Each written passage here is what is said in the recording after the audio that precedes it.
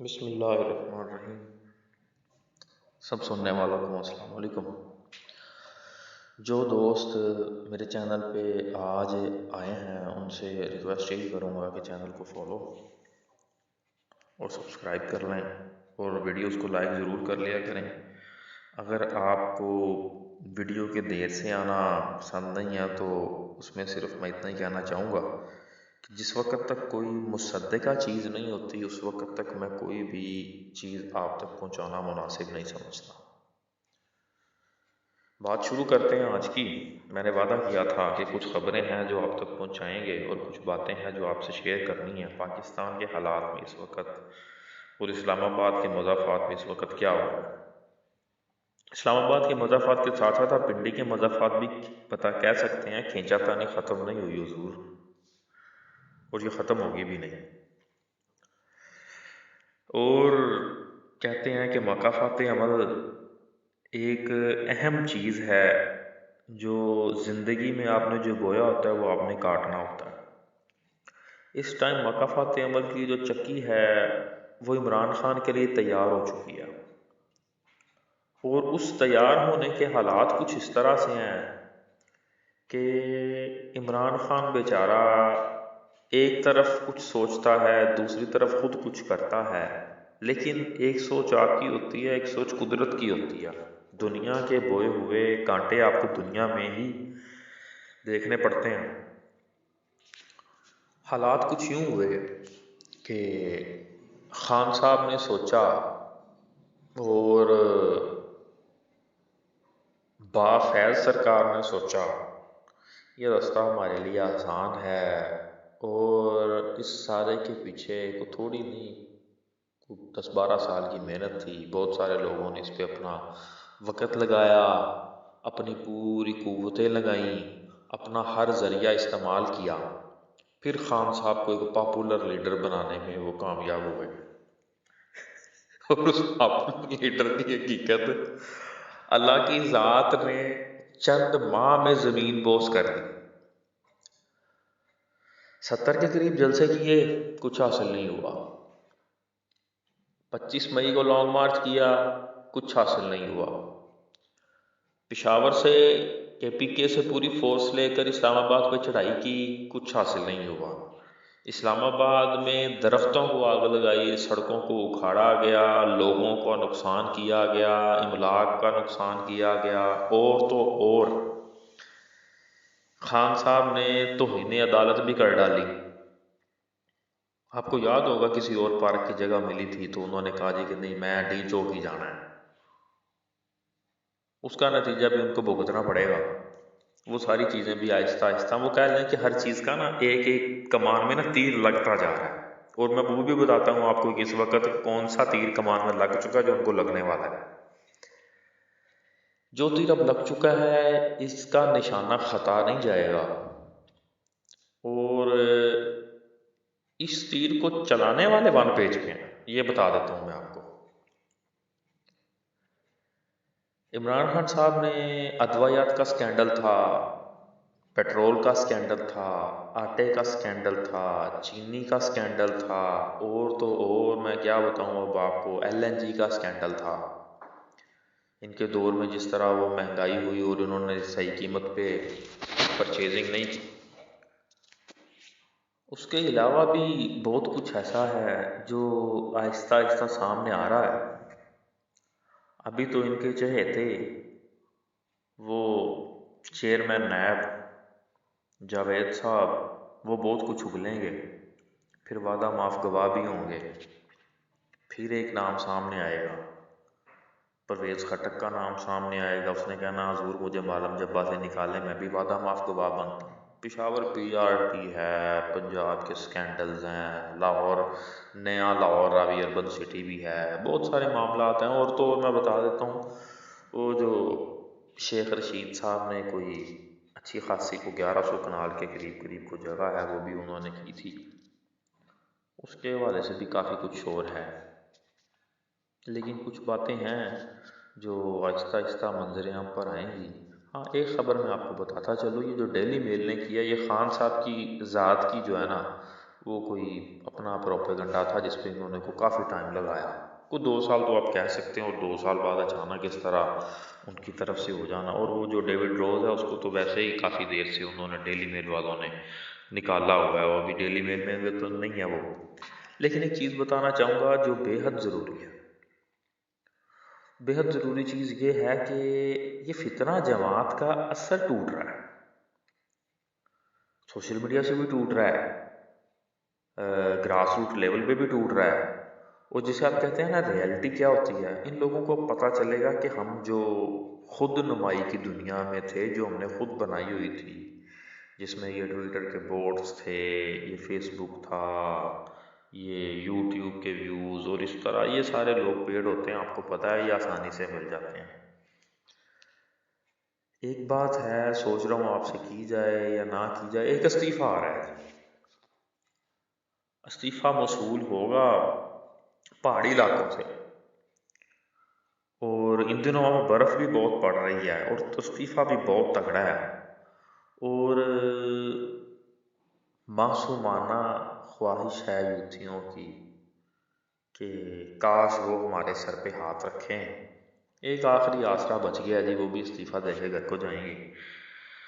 अल्लाह पाक उनकी आने वाली ज़िंदगी और आने वाली मंजिलें आसान करे जी, यही कहा जा सकता है। और क्या कह सकते हैं आप, या कहना भी नहीं चाहिए। हाँ, जो वतन से मुखलिस है उसको हम सलाम करते हैं, मैं कहूँगा आप भी करें, और हमें करना भी चाहिए। लेकिन जहाँ तक बात आती है, चलिए अब इस तरह करते हैं, वो बाद में, अब तीर कमान वाली बात आपको बाद में बताता हूँ, पहले सूबों की बात करते हैं। सूबों की बात इस तरह है कि चाहने वालों को बताता चलूँ कि पंजाब से खान साहब को जवाब हो गया। पंजाब से खान साहब को जवाब हुआ तो कहते ने ना पाए ना कि असा नहीं, हुन नहीं, इस तरह का कुछ जवाब हुआ। तो डिमांड यही गई कि आप हमारे कहने पे असम्बलियाँ तहलील कर दें, इस तरह का कुछ भी। तो परवेज़ इलाही साहब ने पंजाबी में सीधी सीधी बात कर दी जी कि नहीं। और उसके 2 दिन बाद मोनिस इलाही साहब आए, उन्होंने आके बताया है कि निजी टीवी चैनल के शो में कि जी फलां साहब का हुक्म था। सो फलां कह रहा हूँ मैं, इस तरह नहीं हूँ, लेकिन मैं बता देता हूँ, बाजवा साहब का हुक्म था जी। वो एक नया इन्होंने टॉपिक शुरू कर दिया, तहरीक इंसाफ वालों ने एक नया सिलसिला शुरू कर दिया कि जी वो कौन था। पहले ये है एहसान फरामोश आदमी, वन पेज पे वन पेज पे वन पेज पे वन पेज पे वन पेज पे, इसी एक वन पेज के चूरन पे इस बंदे की हर तकरीर रही है। ये बंदा वजीर आज़म था, जितनी मुद्दत ये वजीर आज़म रहा इसकी यही तकरीर रही, ये लफ्ज़ इसकी तकरीर से हज़फ नहीं हो सका।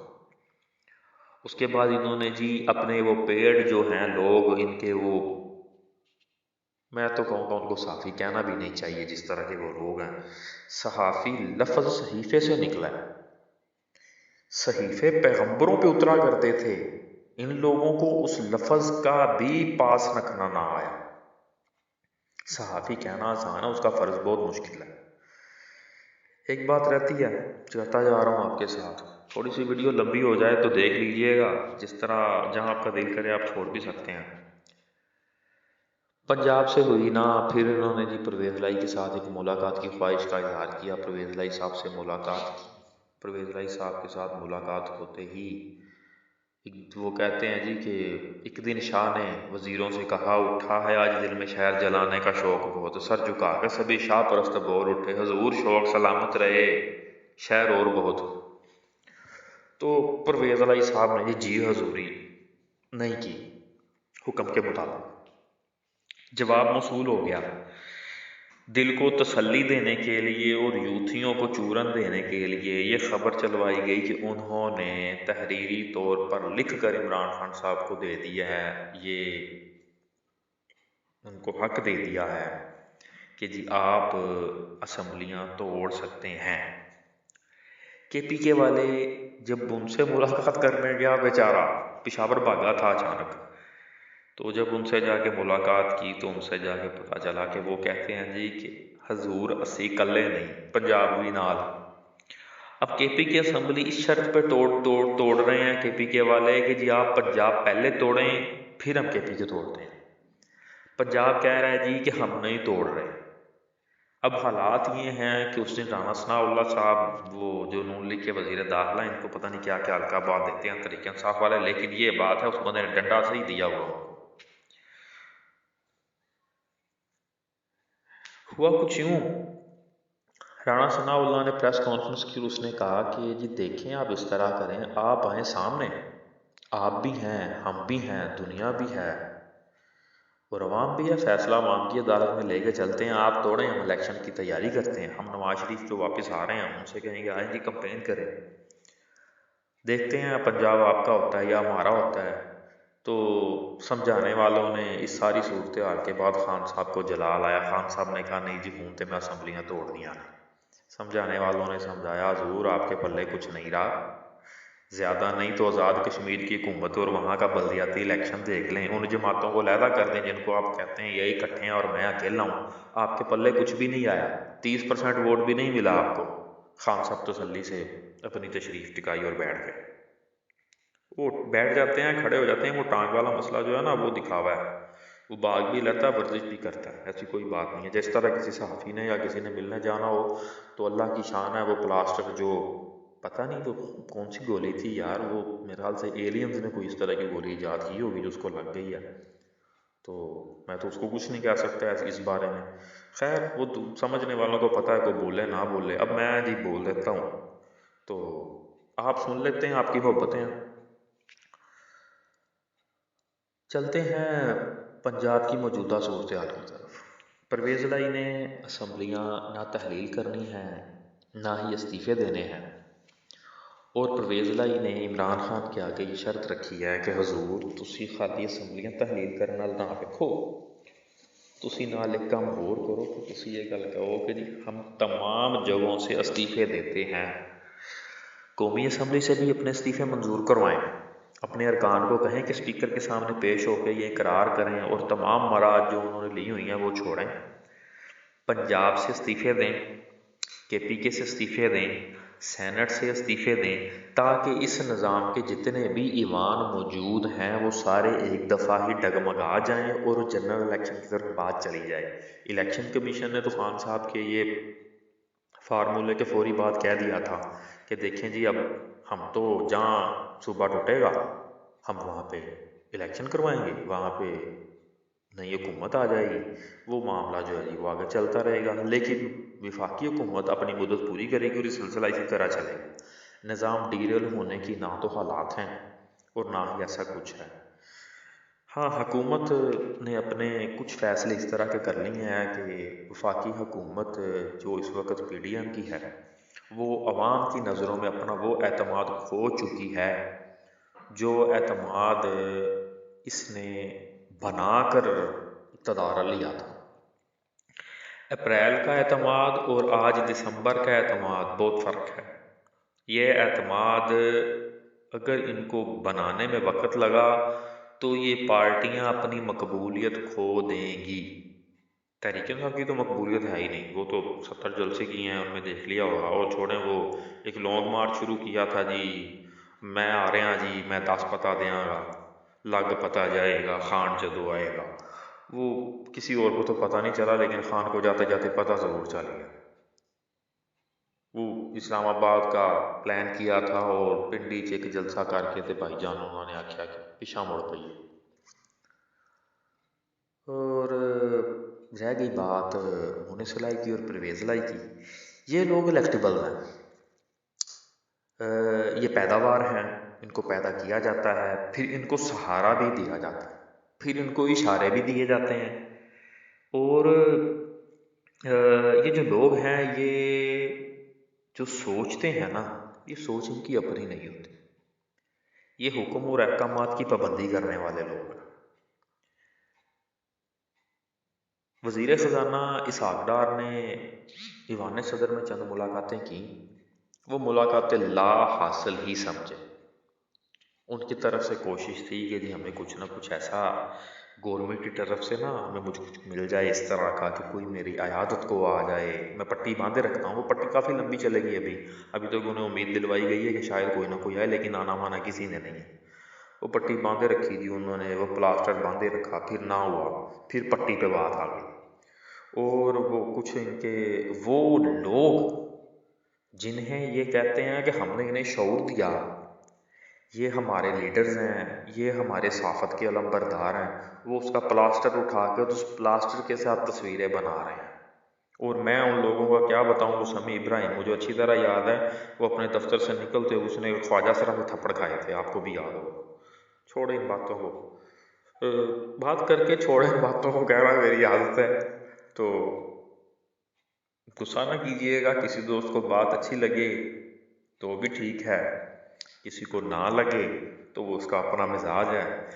लेकिन इस वक्त में जो तीर कमान से निकाला जा रहा है, बल्कि निकाल दिया गया है, उसमें नाअहली भी है, उसमें जेल भी है, उसमें जो जो कुछ इन्होंने दूसरों के साथ किया। अब मैं मिसाल ज़्यादा तो नहीं दूंगा, छोटी सी मिसाल देता हूँ कि ये जो राणा सनाउल्लाह पर इन्होंने 15 किलो हेरोइन का केस डाला था, और मैंने जान अल्लाह को देनी है, मैंने सबूत खुद देखे हैं। कह कह के वो शहरियार अफरीदी को और यूथियों को इन्होंने, ये शहरियार अफरीदी ने यूथियों को बनाया था, और किसी का नाम नहीं लेता मैं। यूथ के पहले बनने के लिए तैयार होते हैं। वो सिलसिला रह गया जी अपनी जगह। दो बातें हैं इस वक्त मौजूद, जजेस का और जर्नैलों का और सियासतदानों का। ये वो बड़े लोग होते हैं जो फैसला साज होते हैं, जिन्हें मैं फैसला साज कहता हूँ। नूर आलम खां, चेयरमैन पब्लिक अकाउंट कमेटी, इन्होंने इन सब से इनके असासों की तफसीलात तलब कर ली हैं। ये भी अब्बा के हुक्म से हुआ है, क्योंकि हर तरफ सफाई हो, हर तरफ साफ सुथरा माहौल हो, और आइन और कानून का जो है वो झंडा बुलंद हो। ये चाहने वाले चाह रहे हैं, और चाहने वालों ने ये भी फैसला किया है जी कि अब हमारी तरफ से कभी भी आइन पामाल नहीं किया जाएगा। आइन सरबुलंद है, हमारा परचम सरबुलंद है, उसे सरबुलंद ही रहना चाहिए। किसी भी किस्म का ना तो तजर्बा किया जाएगा, ना कोई डॉक्टर आइन या इस तरह का कुछ भी। ये चीज़ इन सियासतदानों को अच्छी तरह बता दी गई है। बेचारों ने लॉन्ग मार्च, शॉर्ट मार्च और पता नहीं कौन कौन सा मार्च, और सुबह दोपहर शाम वाला मार्च, जी मार्च था 3 बजे शुरू होता था, 6 बजे ख़त्म हो जाता था। कभी वो इस्लामाबाद जा रहा था, फिर वो एक अचानक से जी फैसलाबाद से शुरू हो गया, कहीं वो पेशावर से शुरू हो गया। पता नहीं वो किस तरह का मार्च था, दुनिया में इस तरह का मार्च नहीं देखा। आखिर फेस सेविंग नहीं मिली तो वो जी हमने एक ऐलान किया, उस ऐलान के पीछे होके मुंह छुपाया, और हमने कहा जी भागे। ये काम जो है ना जी बढ़ गया। और एक बात है कि तीर कमान से निकला है नाअहली वाला, वो जेल तक लेके जाएगा, और ये घड़ी छोड़ने वाली नहीं है। ये घड़ी घड़ी घड़ी तंग करेगी, और ये घड़ी छोड़ने वाली बिल्कुल नहीं है। और इस घड़ी में जितने नाम आए हैं, उसमें फरागोगी का नाम है, उसमें दो नए ताज़ा ताज़ा नाम आया, मुर्शद और मुरीद का। वो मुर्शद और मुरीद भी अब सामने आए हैं कि मुर्शद तुसी क्यों बेच रहे सो, ते मुरीद ही कला डीलर रखा है कि होर भी ने। उन्होंने फिर कहना जी नहीं मुरीद नहीं, नाल गोगी भी है, एक बंदा और भी है। वो एक बंदा जो हो रहा है, वो मैं कहता हूँ कि जो आने वाली रिकॉर्डिंग है वही आपको बताएगी, तो मज़ीद इस पर मैं नहीं कुछ कहना चाहता।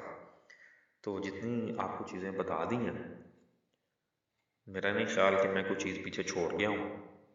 तो रूटीन से आप तक बातें पहुँचाने की कोशिश करता रहूँगा। तो आपसे उम्मीद भी यही करता हूँ कि चैनल को सब्सक्राइब करें, और जो मुहब्बे वतन पाकिस्तानी साफ़ियों के प्रोपेगंडे से अलहदा होकर कोई हक़ाइक़ की ख़बर जानना चाहते हैं, उन तक मेरा चैनल ज़रूर पहुँचाएँ, या मेरे इस वीडियो को ज़रूर पहुँचाएँ। और मैं रोज़ाना वीडियो ना तो बना सकता हूँ और ना ही बनाऊँगा, क्योंकि उसमें कुछ बातें इस तरह हैं कि जब तक कोई चीज़ वेरीफाई नहीं हो जाती उस वक्त तक मैं वीडियो नहीं बनाता। सलामत रहें, आबाद रहें। अल्लाह पाक आपका हामी व नासिर हो। अल्लाह हाफ़िज़।